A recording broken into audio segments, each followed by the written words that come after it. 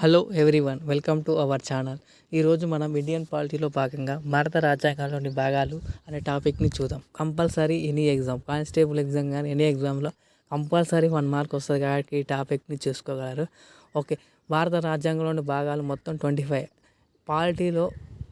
Polity subject అనేది అర్థం కావాలంటే ఏ భాగాల్లో ఏ అంశాలు ఉన్నాయని కంపల్సరీ తెలవాలి. అట్లా ఆ విధంగా తెలిస్తే ఈజీగా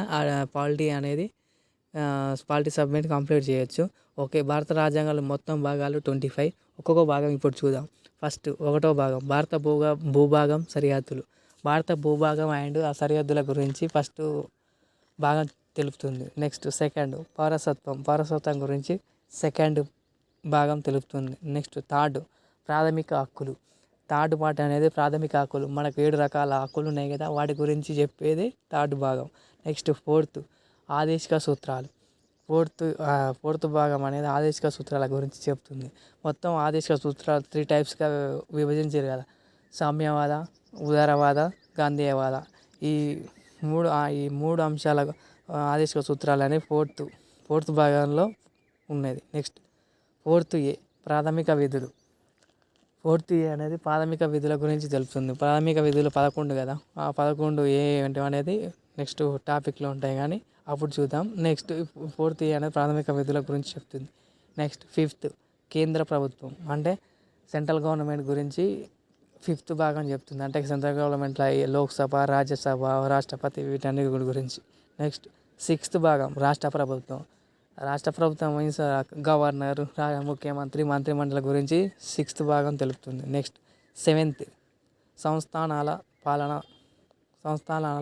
సంస్థానాలు ఉంటాయి కదా, వాటి యొక్క పాలన గురించి చెప్తుంది. ప్రజెంట్ లేదు, దీన్ని తొలగించారు.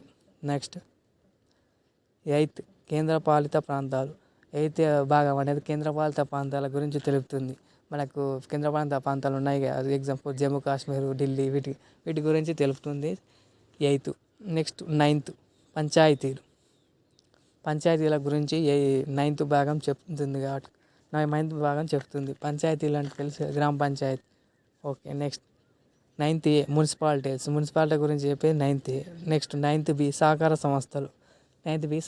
సహకార సంస్థల గురించి తెలుపుతుంది. నెక్స్ట్ 10th షెడ్యూల్ ప్రాంతాలు అండ్ గిరిజన ప్రాంతాల పాలన. షెడ్యూల్ ప్రాంతాలు ఉంటాయి అంటే ఎస్సీ, ఎస్టీ, గిరిజన ప్రాంతాలు, వీటి గురించి తెలిపేది 10th భాగం. నెక్స్ట్ 11th కేంద్ర రాష్ట్ర శాసన పాలన సంబంధాలు. కేంద్ర రాష్ట్ర మధ్యలో శాసన పాలన సంబంధాల గురించి తెలుపుతుంది. నెక్స్ట్ 12th కేంద్ర రాష్ట్ర ఆర్థిక సంబంధాలు, ఆస్తి ఒప్పందాల గురించి చెప్తుంది. నెక్స్ట్ 13th అంతర్రాష్ట్ర వ్యాపారం గురించి చెప్తుంది. నెక్స్ట్ 14th కేంద్ర రాష్ట్రాల్లో పబ్లిక్ సర్వీస్ గురించి 14th అనే భాగం చెప్తుంది. నెక్స్ట్ 14th ఏ ట్రిబ్యునల్స్. వివిధ రకాల ట్రిబ్యునల్స్ ఉంటాయి, వాటి గురించి తెలుపుతుంది. నెక్స్ట్ 15th ఎన్నికలు, అంటే ఎన్నికల సంఘం అండ్ ఎన్నికల గురించి తెలిపేది 15th. Next 16th SC, ST, OBC, Anglo Indian ప్రత్యేక నిబంధనలు. అంటే బలహీన వర్గాలు ఉంటాయి కదా, ఎస్టీ, ఓబీసీ, వీళ్ళ గురించి చెప్పేది 16th భాగం. 17th అధికార భాషలు. మనకు అధికార భాషలు 22 ఉన్నాయి, వాటి గురించి చెప్పేది 17th. 18th అత్యవసర పరిస్థితి. మనకు 3 రకాల అత్యవసర పరిస్థితులు ఉన్నాయి, వాటి గురించి తెలిపేది 18th.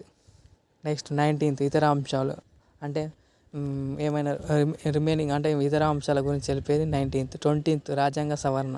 మనకి వివిధ రకాల రాజ్యాంగ సవరణలు ఉన్నాయి, 368. అంటే రాజ్యాంగ సవరణ చేసే పద్ధతి ఉంది కదా, దాని గురించి చెప్పే 20. 21 తాత్కాలిక పరివర్తన అంశాల గురించి తెలుపుతుంది. 22 రాజ్యాంగం పేరు హిందీలో తర్జుమా చేయడం 22 అనే భాగం చెప్తుంది. కంపల్సరీ ఈ భాగాలు గుర్తుంచుకుంటే పాలిటీ సబ్జెక్ట్ని ఈజీగా ఏమేమి ఉందని తెలుసుకోవచ్చు. కాబట్టి ఈ టాపిక్ని అందరూ చూసుకోగలరు. కంపల్సరీ కానిస్టేబుల్ ఎగ్జామ్లో 1 మార్క్ వస్తుంది. Okay, thank you.